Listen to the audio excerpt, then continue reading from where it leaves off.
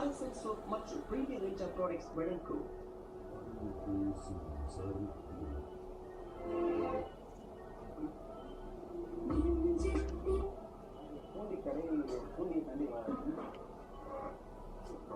தரத்திற்கான ஒரு மற்றும் Tamil Nadu mercantile bank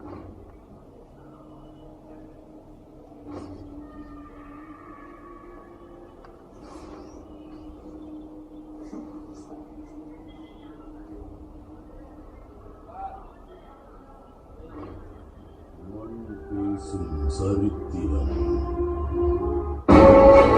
காட்டு செடிகளுக்குள் மறைந்து கிடக்கும் சோழர் கால சிவலிங்கம்,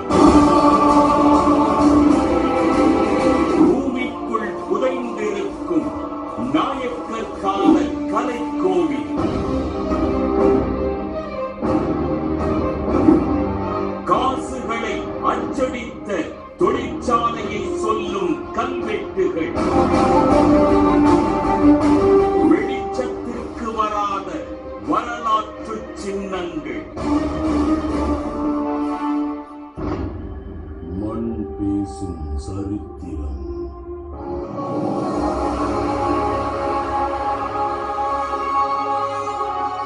திருவண்ணாமலை மாவட்டம் பல்வேறு சரித்திர அடையாளங்களை தன்னகத்தை கொண்டிருக்கிறது.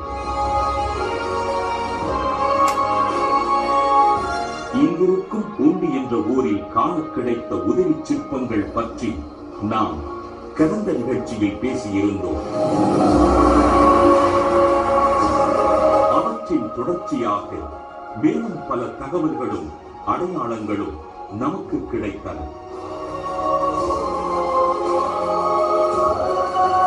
பூண்டியில் இருக்கும் கரைகண்டேஸ்வரர் என்கிற பல்லவர் கால ஆலயம் கிபி 8ஆம் நூற்றாண்டளவில் உருவாக்கப்பட்டு பிறகு பல்வேறு காலகட்டங்களில் புனரமைக்கப்பட்டிருக்கிறது என்கிற தகவலும், இந்த உதவி சிற்பங்கள் இந்த ஆலய வளாகத்திற்குள் இருந்திருக்க வேண்டும் என்கிற கருத்தும் தொல்லியல் அறிஞர்களால் முன்வைக்கப்படுகிறது.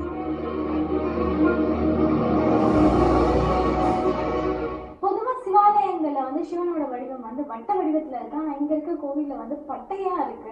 இதுக்கு ஏதாவது சிறப்பு காரணம் இருக்கா? கொஞ்சம் தெளிவா சொல்லுங்க. உருளை வடிவத்துல இருக்கிறது சோழர் காலத்துல இந்த வட்டமா இருக்கும். இது குறிப்பா பல்லவர் காலத்துல இந்த பட்டையான லிங்கங்கள் தோற்றுவிக்கப்பட்டிருக்கு. எங்கெங்கெல்லாம் ராஜசிம்மன் கோயில் தோற்றுவித்தானோ அங்கெல்லாம் அந்த 16 பட்டை வடிவமான தாரலிங்க அமைப்பை பார்க்கலாம். 1200 ஆண்டுகளுக்கு முந்தைய இந்த பூண்டியில் இருக்க கரைகண்டேஸ்வரம் கோயில் இருந்திருக்கு. அப்போ அந்த கோயில் செங்கல்லாவும் கட்டப்பட்டிருக்கலாம், கருங்கல்லாலையும் கட்டப்பட்டிருக்கலாம். ஆனால் அந்த கோயிலுடைய அமைப்பு எப்படி இருந்துன்னு நமக்கு சொல்றதுக்கு முடியாது. ஆனால் மூலலிங்கம் இன்னைக்கு அந்த தாரலிங்கம் இன்னைக்கு நம்ம பார்க்குறோம்.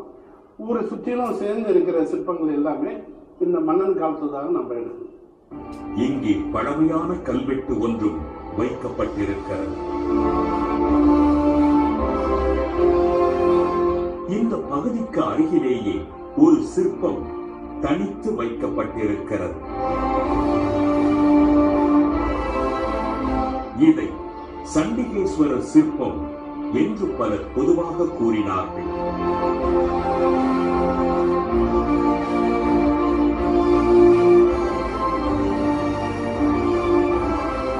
இதுவும் பல்லவர் காலத்து சிலை தான். ஆனா ஊர் மக்கள் விசாரிக்க போய் இது ஐயனார்னு சொன்னாங்க.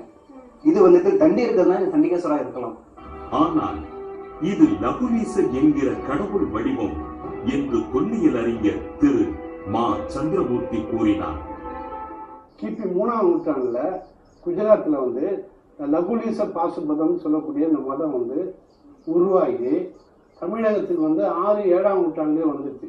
இது அப்பர் காலத்திலே இந்த லகுலீச பாசுபதம் சொல்லி சைவ சமயத்துடைய பிரிவு இது தமிழகத்துக்கு 6, 7ஆம் நூற்றாண்டுல வந்தது. ஆனா இந்த கோயில்ல ராஜசிம்ம பல்லவனுடைய காலத்திய கோயில்ங்கிறதுனால 8ஆம் நூற்றாண்டு தொடக்கத்திலே இந்த கோயில் கட்டி இந்த லகுலீசருக்கும் இந்த சிற்பத்தை வச்சிருக்காங்க. அதனால இப்ப நம்ம இந்த கோயிலை சுற்றி பார்த்த அந்த கொற்றவை, முருகனுடைய உருவம், லகுலீசர் எல்லாமே இந்த ராஜசிம்ம பல்லவன் காலத்துல கட்டப்பட்ட கோயில்ல இருந்த சிற்பங்கள் தான்.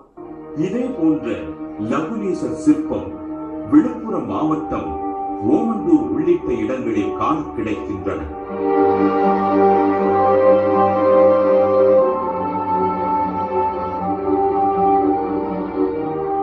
ஆனால் இந்த சிற்பம் அவற்றிலிருந்து வேறுபட்ட வடிவமாக ஆய்வாளர்கள் கூறுகின்றனர். தமிழ்நாட்டில் வந்து கோவையிலையும் அதே போல மதுரையில் அரிக்காப்பட்டியிலையும் ஓமந்தூர் திண்டிவனம் அருகில் ஓமந்தூர் இந்த ஊர்ல மட்டுமே அதுல இந்த லாங்குளத்துல சுத்தி இருக்கிற பாம்பு இடது கையில பிடிச்சிட்டு இருக்கிற கொடிய பாம்பை அந்த பாம்புடைய வந்து அந்த மகுடத்தோட நல்லா பார்க்கலாம். ஸோ நல்ல ஒரு ஆஜானுப்போ அந்த உருவம் வந்து கம்பீரமா இருக்கு. அகன்ற தோளுடையும் அந்த பக்க வலது கையில அந்த லாங்குளத்தை தாங்கிட்டு பத்மாசனத்தில் வீட்டிருக்காரு. இந்த நிலையில்தான் நெல்லிமேடு என்கிற பகுதியில் பழங்கால அடையாளம் ஒன்று இருப்பதை அறிந்து அங்கே சென்றோம். அது காட்டு செடிகளுக்குள் மறைந்து கிடந்த ஒரு சிவலிங்கம்.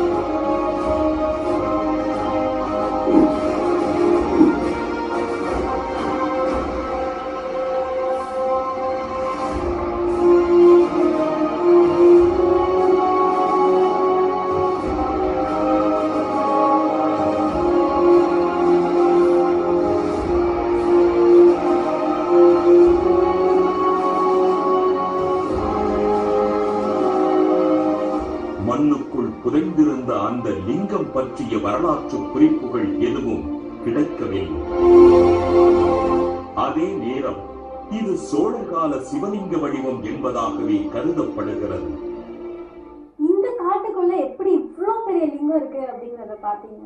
வழக்கமா வந்து கலாய்வுக்கு வரும்போது அங்க இருக்கிற அந்த ஊர் மக்கள்கிட்ட விசாரிக்கிற சில கேள்விகள், இங்க ஏதாவது கல் இருக்குதா, கல்வெட்டு இருக்கு அப்படின்னும் போது இங்க பூண்டியை தாண்டி தென்கரைக்கு வந்ததுக்கப்புறம் ஒரு அம்மா இருந்தாங்க. அவங்ககிட்ட இங்க ஏதாவது இருக்குதா அப்படின்னு சொல்லி அந்த விநாயகர் வாசல கேட்கும்போது, இங்க பக்கத்துல நெல்லிமோடுன்னு ஒரு கிராமம் இருக்கு, நான் சின்ன பிள்ளையா இருக்கும்போது உங்களோடு இருந்த கல் இன்னைக்கு பெருசா வளர்ந்துருக்கு அப்படின்னாங்க. நான் அவங்ககிட்ட வளர்ந்துருக்குன்னு சொல்லி அவங்க சொன்னதுக்கு அப்புறம் நான் அவங்ககிட்ட மேலும் வேற ஏதாவது கேட்கலாம்னு அவங்களுக்கு அதை தவிர்த்து வேற எதுவும் தெரியல. அவங்ககிட்ட வழி கேட்டுட்டு நான் வந்து பார்க்கும்போது இந்த இடத்துல வந்து ஒரு கிட்டத்தட்ட ஒரு 7 அடி உள்ள ஒரு சிவலிங்க பானம் மட்டும் இருந்தது. ஆனா ஆவுடை இங்க காணும், விசாரிக்கிறதுக்கு இங்க யாருமே இல்லை. ஆனா இது வந்து எனக்கு தெரிஞ்சு சோழ காலத்தை சேர்ந்ததுதான். இது உத்தம சோழன் அல்லது பராந்தக சோழன் காலத்தை சேர்ந்த சிவலிங்கமாக இருக்கலாம் என்பது ஆய்வாளர்களின் கருத்து.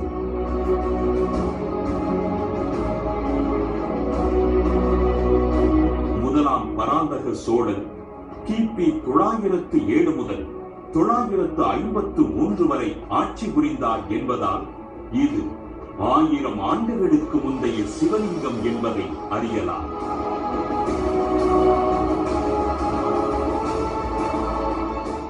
இந்த சிவலிங்கம் வந்து ஆளை விட உயரமா ரொம்ப பிரம்மாண்டமா இருக்கு. ஆனா இல்லையும் முக்கியமா பாத்தீங்கன்னா மேல் வரைக்கும் வந்து ரொம்ப வட்டமாவும் கீழே வந்து பட்டையா வந்து காணப்படுது. இது என்ன காலத்து, இது கொஞ்சம் விரிவா சொல்ல முடியுமா?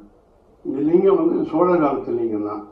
10ஆம் நூற்றாண்டு அளவில் வந்து தமிழ்நாட்டில் சோழர்கள் வந்து கட்டப்பட்ட அனைத்து ஆலயங்கள்லையுமே இதே போல பெரிய கட்டி பிடிக்க முடியாத அளவுக்கு பெரிய லிங்கங்கள் தான் அமைச்சிருக்காங்க. இந்த லிங்கத்தினுடைய வந்து அமைப்பு பார்க்கும்பொழுது மேலே வந்து இப்போ வட்டமாக இருக்கிற இந்த பாகத்துக்கு ருத்ர பாகம் பேர். இது சிவனுக்கு உரிய பாகம். இப்போ நடுவில் இருக்கிறது வந்து 8 பட்டையாக இருக்கும். இது வந்து விஷ்ணுவுக்கு உரிய பாகம். அதுக்கு கீழே இருக்கிறது சதுரமா இருக்கும், அது பிரம்மாவுக்கு உரிய பாகம். சொல்ல கூட இந்த ருத்ர பாகம், விஷ்ணு பாகம், பிரம்மா பாகம் சொல்லுவாங்க. எப்பொழுதுமே பிரம்ம பாகம் வந்து மண்ணுக்குள்ளேயே தான் இருக்கும், தரையில வெளியில தெரியாது.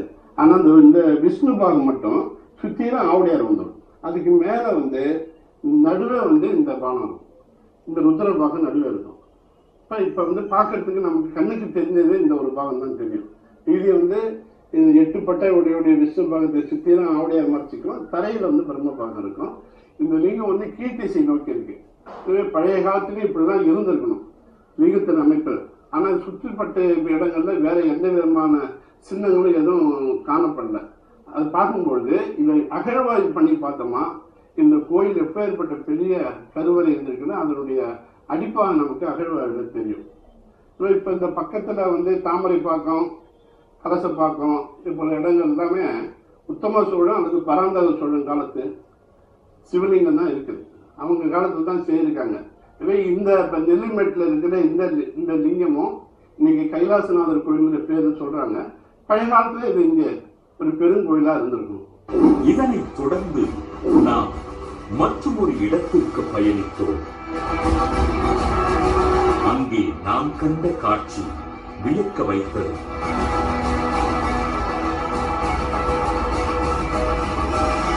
பூமிக்குள் புதைந்த தோற்றத்தில் காண கிடைத்த அந்த கலை பெட்டகம்